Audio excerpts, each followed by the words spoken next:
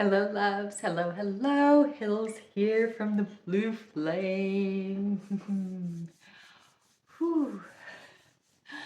We are here today to talk about the Venus star point, Mercury coming into Gemini, and the Gemini New Moon, which is happening on the 6th of June, the 6/6 portal. Let's start today. With a little bit about Gemini energy, because we have so much Gemini energy active right now, so much air energy in particular, uh, with Pluto still in Aquarius for a couple more months. Gemini has a kind of duality nature. It's the twins. And I've spoken a bit about this nature in my last video and over the course of our journeys together. There's a piece that wants to be brought through in this moment about Gemini, which is the energy of Gemini can be a little chattery. When we think about Mercury, which is the ruler of Gemini, the messenger of the gods, there is a lot of back and forth between various planes and a lot of communication going on. So one of the things that I can share is that on the day last week that Mercury in Taurus conjuncted with Uranus, it was a massive news day here in America, because for the first time in the history of this country, a former president was convicted of felonies. And the news broke on the same day that Mercury and Uranus came into their exact conjunction in Taurus. So you can feel here like big, groundbreaking energy in conjunction with media as part of that. We're not going to go down rabbit holes of all of the possible outcomes of that particular thing, but it comes in to share it now simply to reflect upon the nature of Mercury, how Mercury travels and affects the way we communicate. One of the things that we can also feel in this is the solar flare activity and how it's changing the way we can receive information. Another big thing that started to happen as all of this energy was moving into Gemini is that all of the big tech companies launched their AI services, just as Jupiter and Venus were coming into Gemini. So, and Google, in fact, named theirs Gemini. So I had a very good laugh at that one. And once again, I just did. So one of the things that I'm being asked to share with us as we have all of this energy coming into the sign of the messenger is that there is likely for the next 11 months or so, that Venus star point, remember, is cataloging us, activating a 11-month cycle of Venus Gemini energy. So we might find that things are getting a bit louder, that the chatter, the messages that we're receiving, it might feel like it's coming in too fast to keep up. And one of the pieces of advice that I can share about this is allow rest. And I keep saying this, I have been really trying to hammer this home the last couple of months, the last couple of weeks in particular, taking self-care days, taking self-care time, making sure that you allow the information to move through your system and touch in. Does this feel true?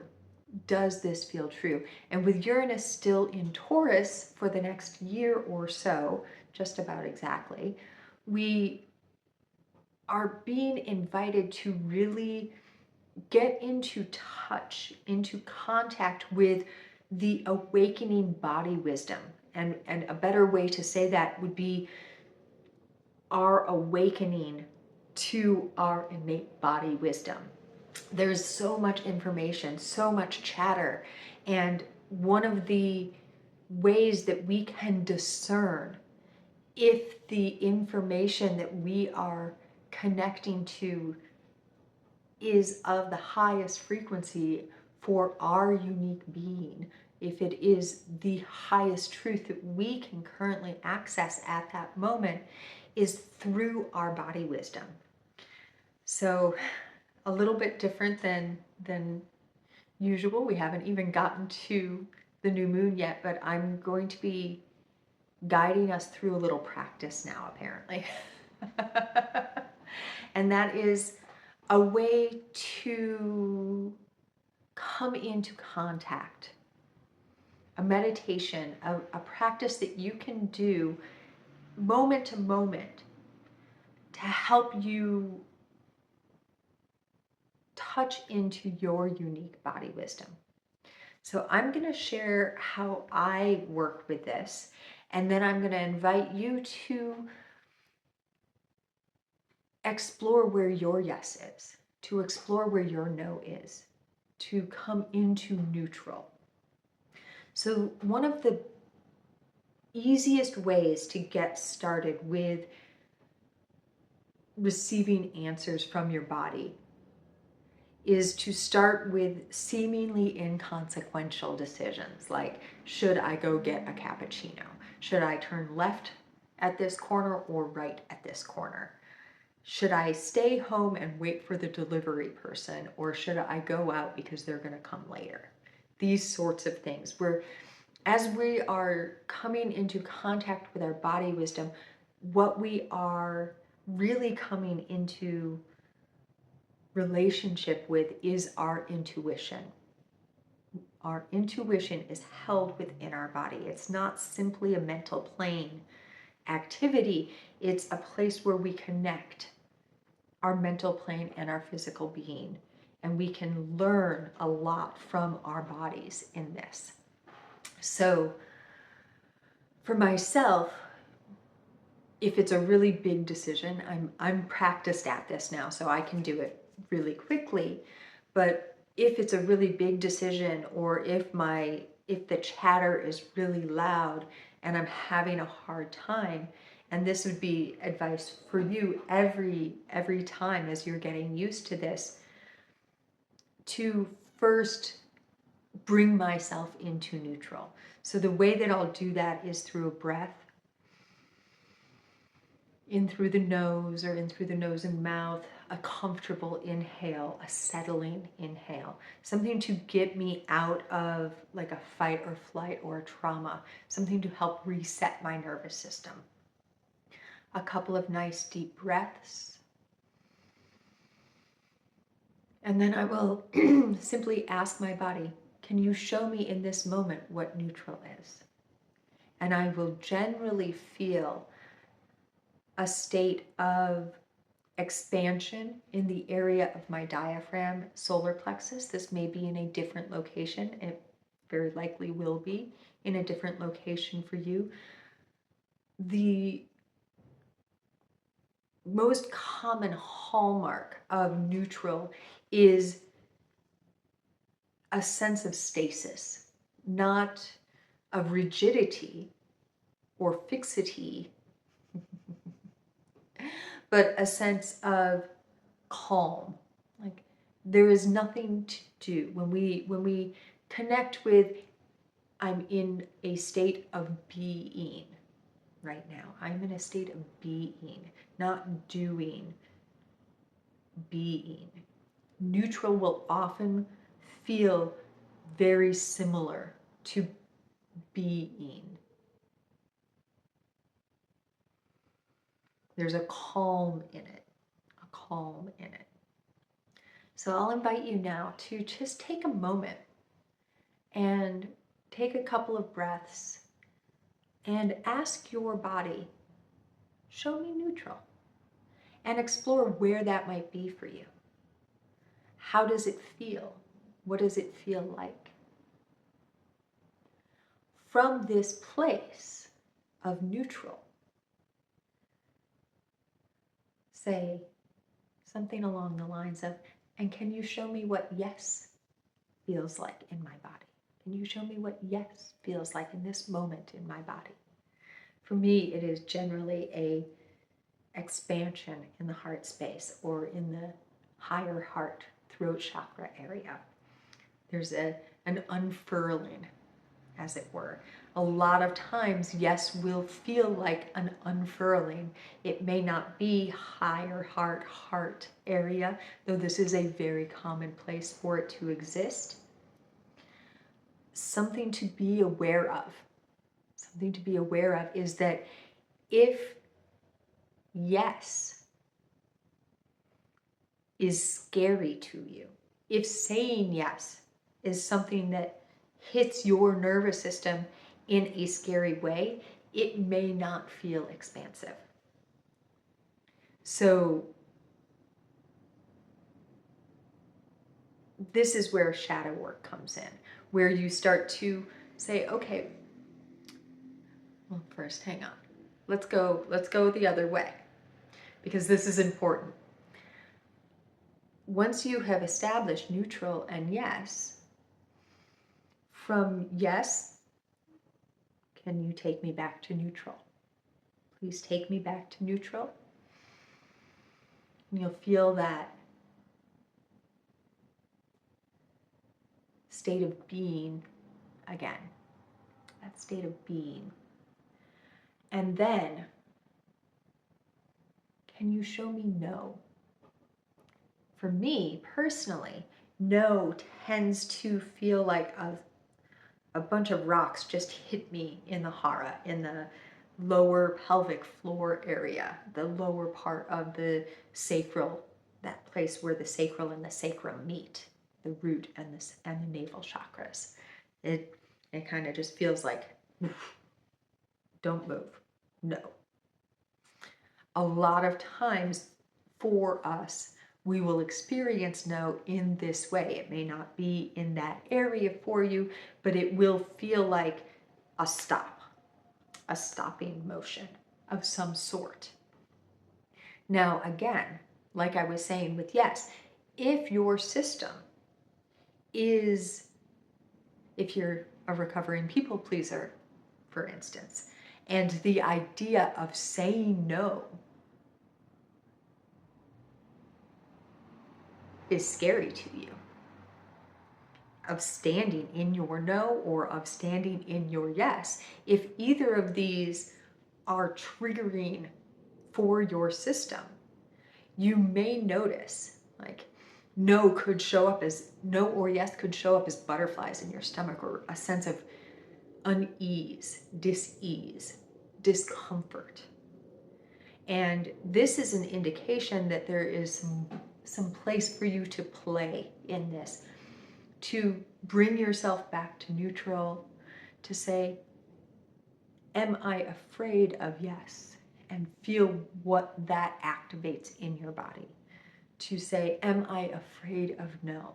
And to feel what that activates. And this could be a really great journaling exercise for this Venus star point new moon, for this next cycle that we're currently navigating. I have a feeling I was asked to bring us into that practice, to explore the ways that our body wisdom can help us navigate and discern, so that as Pluto, come September, October, goes into that last foray into the end degrees of Capricorn, we are able to clear out things that might be triggering our wounded yes or our wounded no.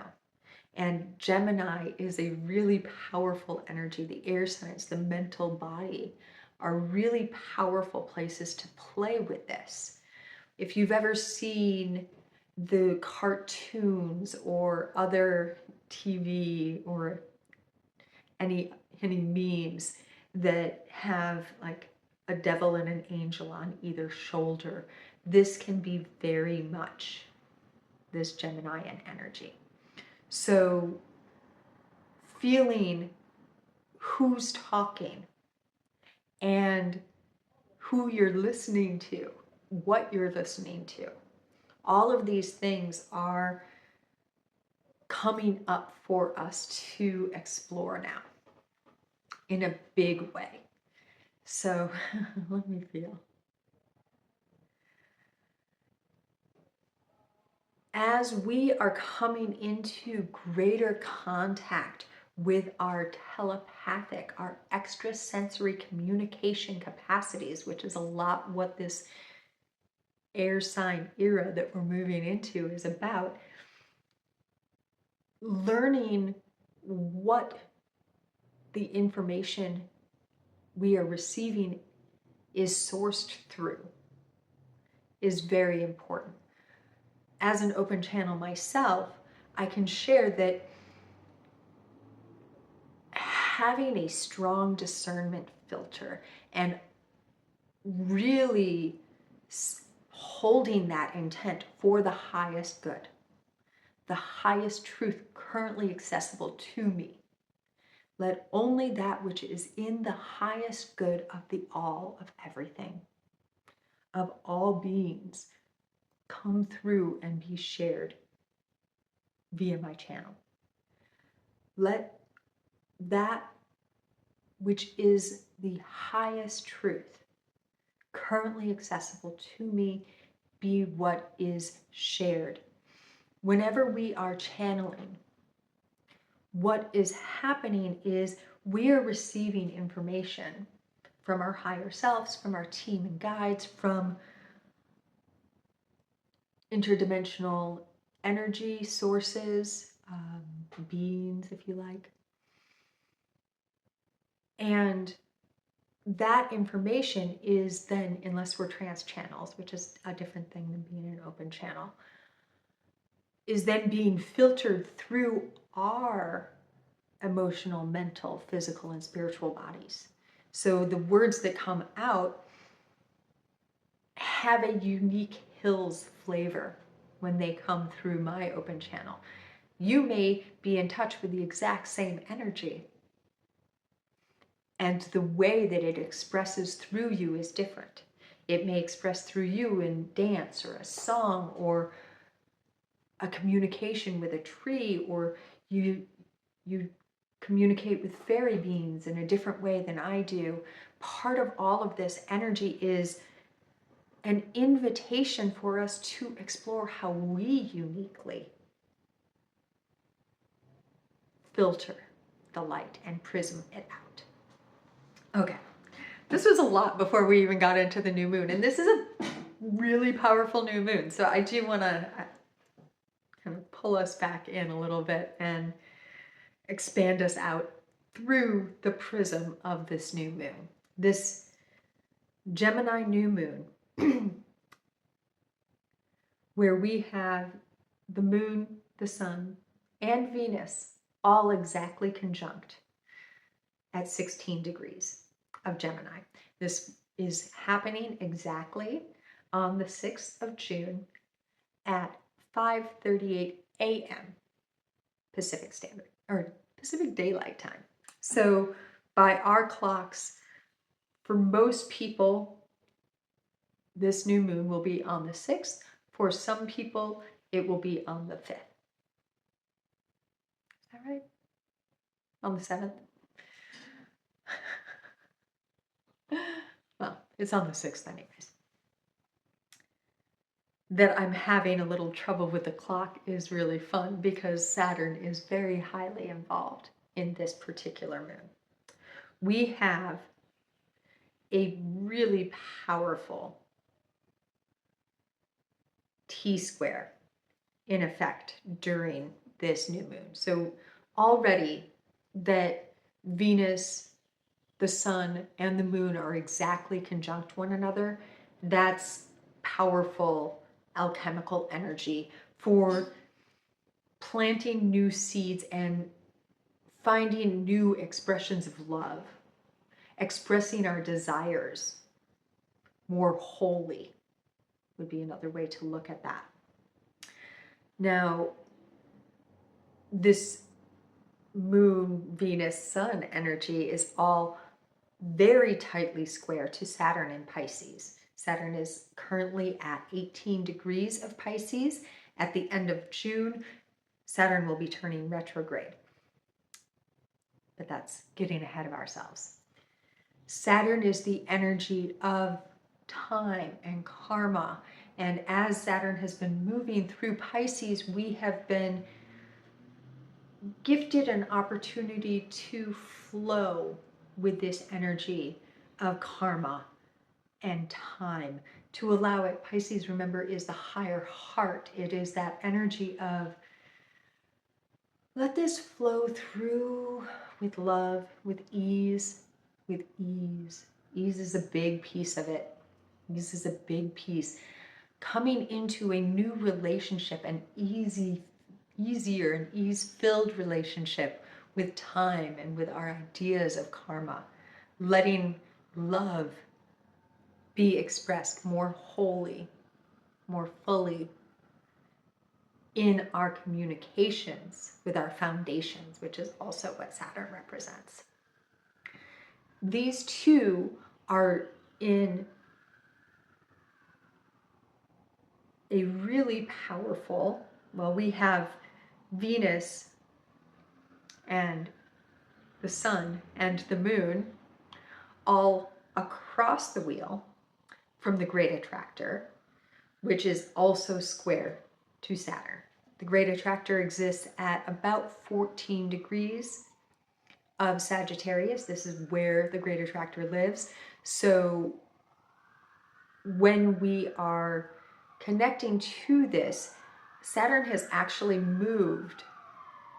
Let that siren go by for a minute.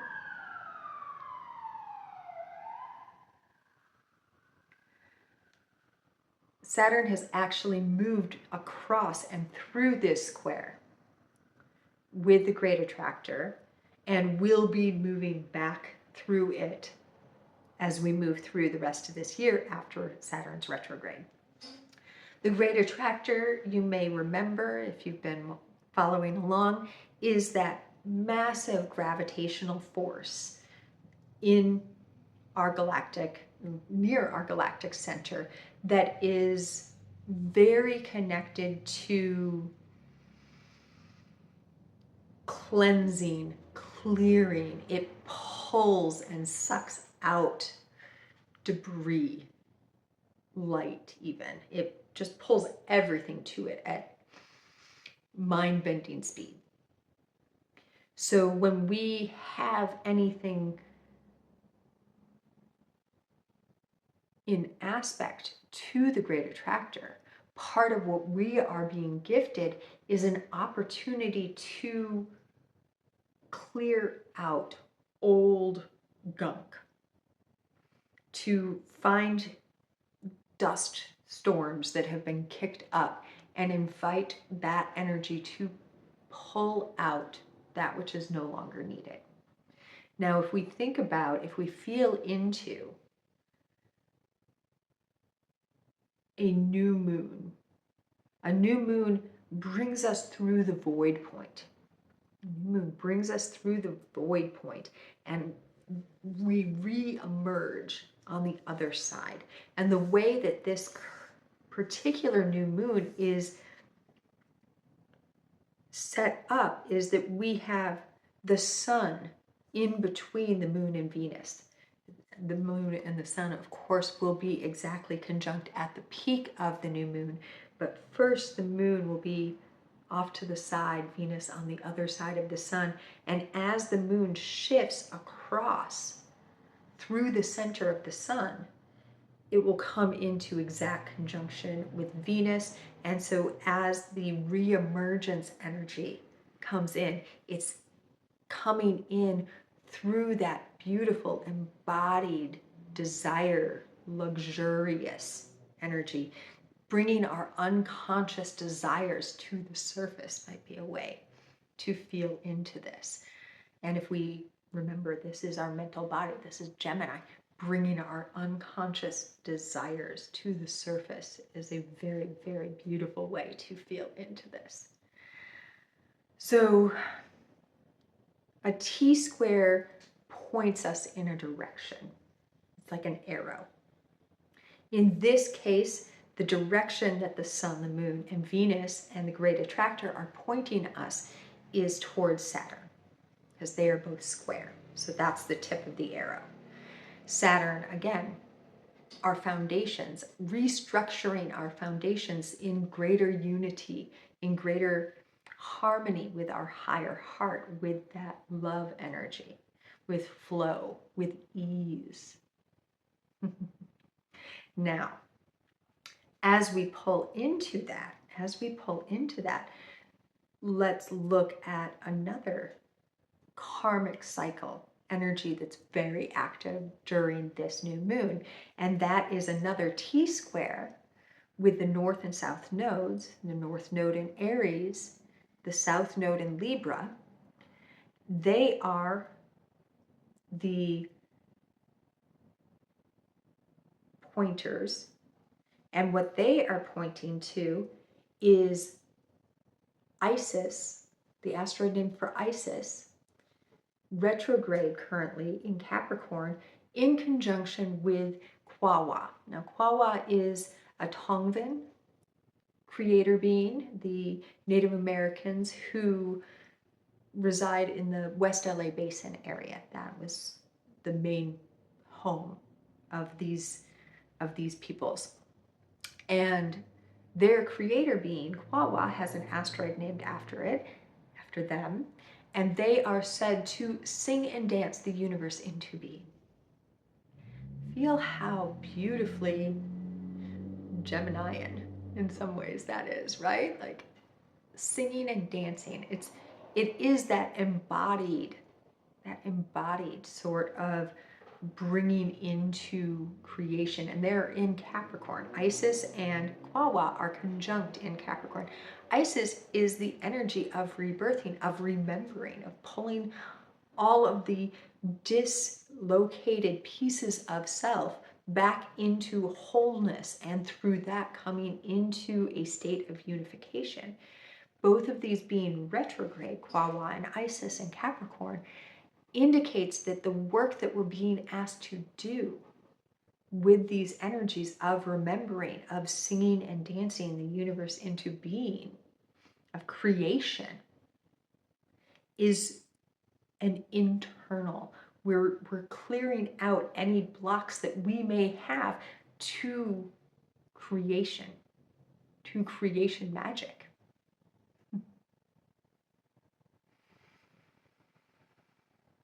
These two, as I said, are making a T-square. They are the point, they are the tip of the arrow of a cardinal T-square with the north and south nodes. So here we can see that it is our destiny.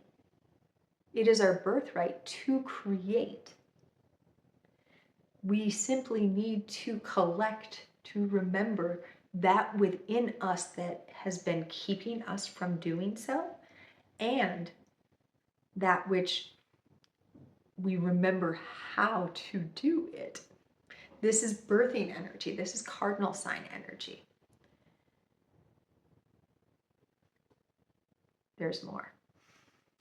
You see, the south node is very tightly trine to this new moon with Venus. And the north node is sextile, while the great attractor is very tightly trine almost exactly trine, tighter than the new moon energies, in fact, to the north node and sextile to the south node. So this is creating this really beautiful gifting energy. The great attractor, remember, pulling out anything that is unnecessary, helping us to release that which we have been carrying around that we no longer need. And in trine to the north node in Aries, what it is gifting us is an ability to bridge through that south node sextile.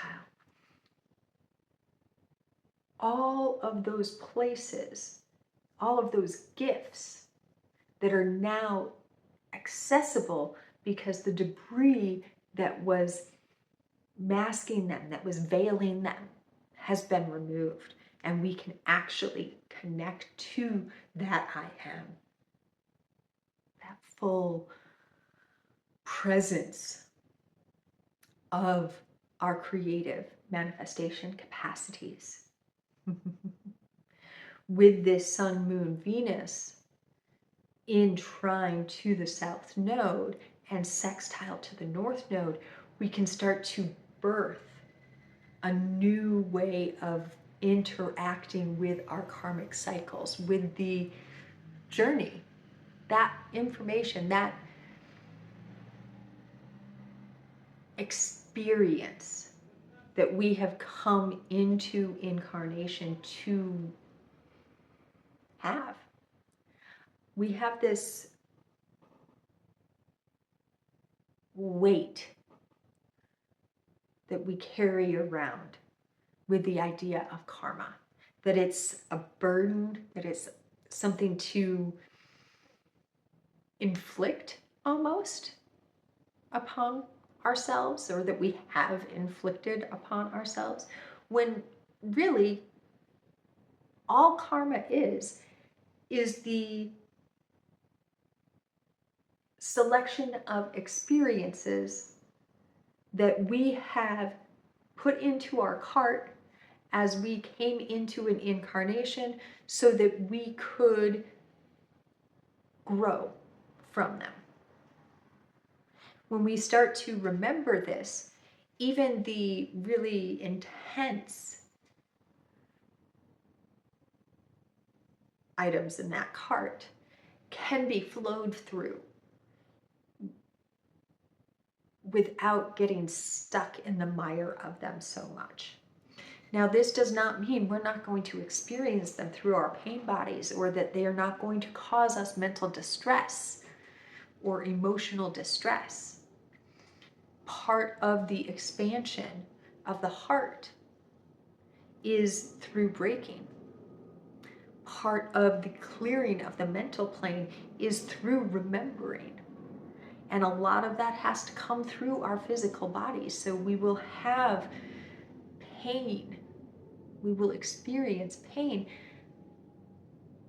It's simply, how do we react to that? What is our reaction to it? Just like anyone, we can't control what anyone says to us. All we can control is how we react to them.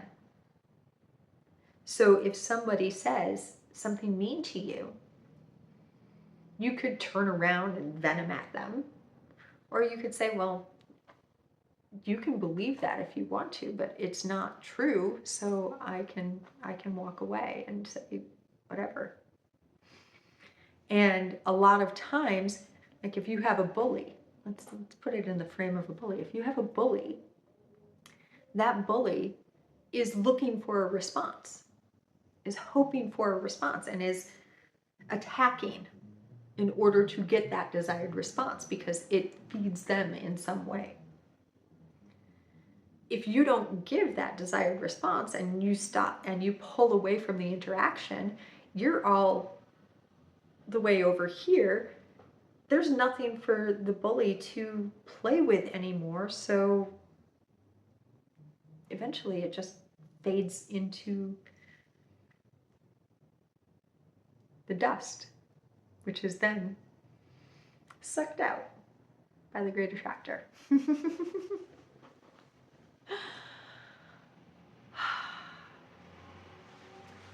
Everything that I've been sharing in this video so far has been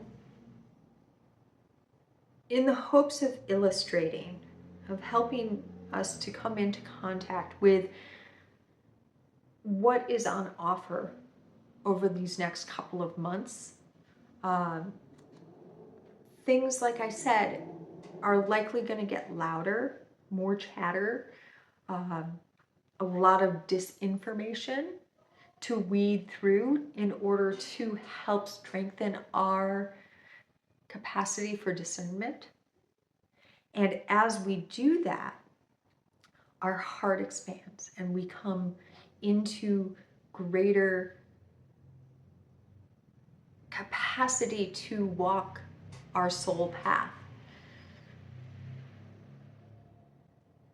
to navigate those higher frequencies. Might be another way to look at this.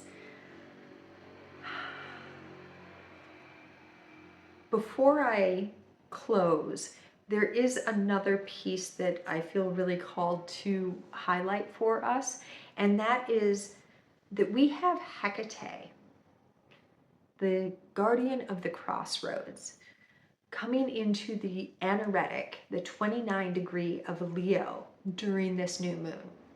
This is putting Hecate in a really gorgeous fire grand trine with the galactic center in Sagittarius and Mars at 28 degrees of Aries conjunct Eris. Now, Eris is known as the goddess of discord. She's also known as strife and as chaos. One of the places for us to play with the Eris energy is, where does it serve to allow a little discord to come into our lives?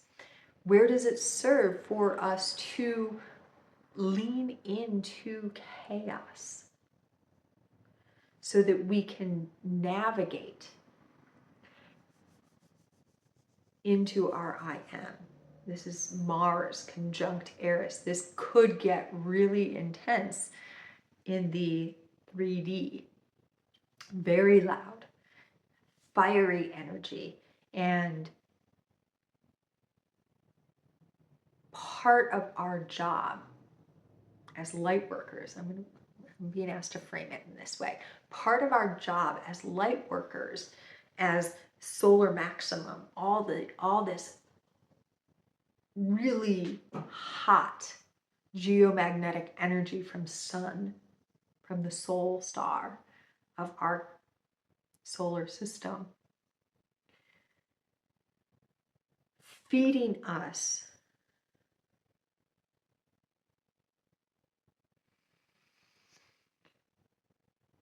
we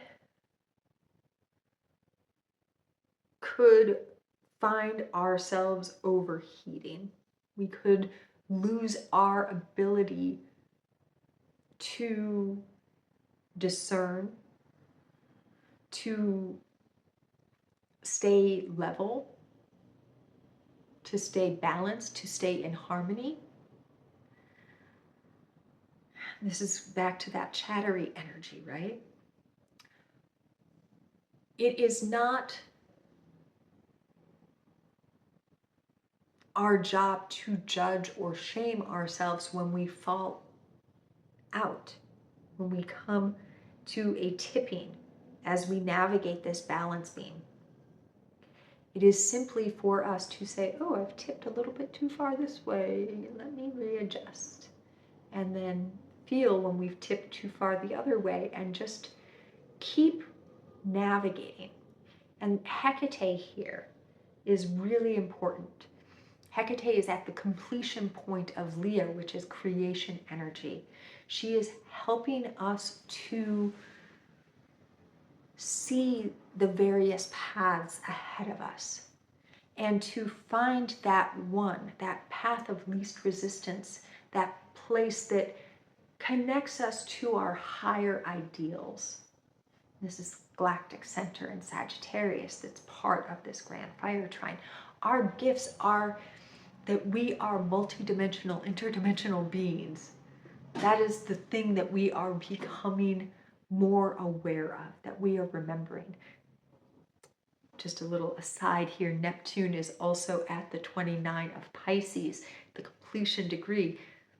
Neptune will also be going retrograde soon, so not leaving Pisces just yet. This is very, very connected to shamanic, galactic, interdimensional remembering. It is very connected to the dream time. You may have noticed that your dream times are even more vivid, even more exhausting than they used to be. Like you wake up and you're like, did I even sleep? Now, we have been navigating throughout the Neptune towards the end degrees of Pisces, a square between Neptune and the galactic center, which is still active. So here you can start to feel that this gift of our remembering of all of the various paths and that they weave this beautiful web of creation magic. And what is creation magic? It is a form of chaos magic. And what is Eris? Eris is that discordant note that brings more variety, a moment of clarification. When we listen to music, we can feel this harmonic template and then a note that's just a little bit inconjunct that helps shake us up and remind us where we're headed so we're not sleepwalking through the whole thing.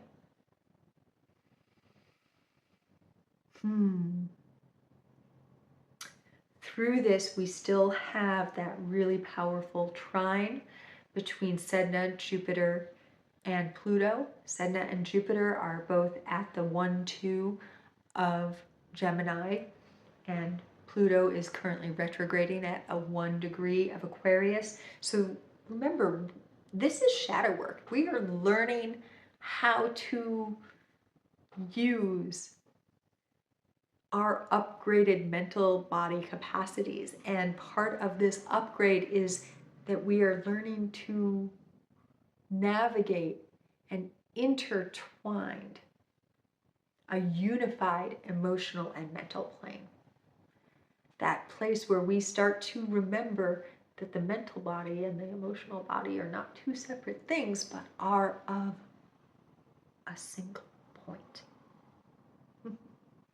And one of the ways that we can navigate this chatter, one of the ways that as we're learning to discern, as we are learning to come into greater relationship with our innate, intuitive body wisdom, is coming into that point of singularity between our mental and emotional bodies. When we are breathing into our heart space, this is an aspect of that. If you think about your breath, this is an aspect of the elemental being air, which is related to our emotional body. You breathe into in awareness of your heart space. It expands your heart, which is the facilitator of blood through your body, which is related to our emotional body, the waters of our being, that elemental being water. And so as we breathe into our heart space, we are expanding our connection. We are remembering the connection between our emotional and mental planes. As we close, a little piece to remember. Every in-breath that you take connects a molecule of air to your blood vessels. Each vessel of blood opens its door and in pops a molecule of air that is then carried through your entire body. It releases pieces of itself into your muscles and tendons and all of the various aspects of your body, which makes space for it to collect into that vessel of blood anything that is not necessary for your body anymore, which is taken back up, filtered through your heart space, and exhaled out. And that visualization can be a really powerful meditation in this time as well. If it calls, this is a really amazing portal for navigating your destiny path with all of this south node, north node navigation. So if it calls to explore a one-on-one with me, there will be links below.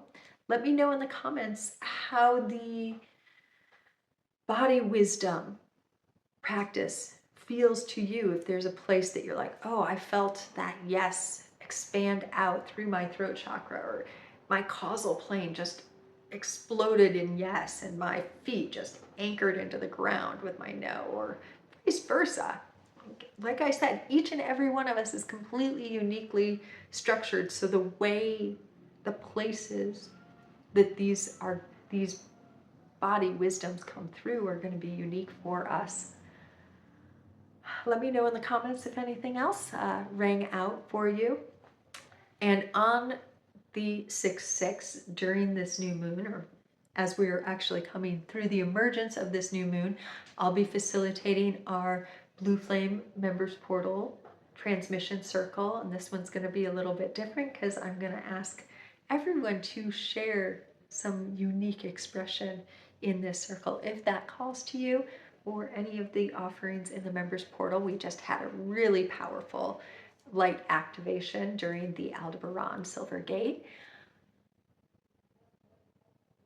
Come on over. There will be a link below.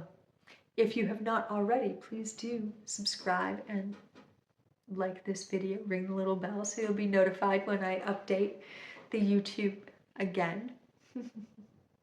And as always, in the always, so much and many loves to you from, through, and beyond the all dimensions.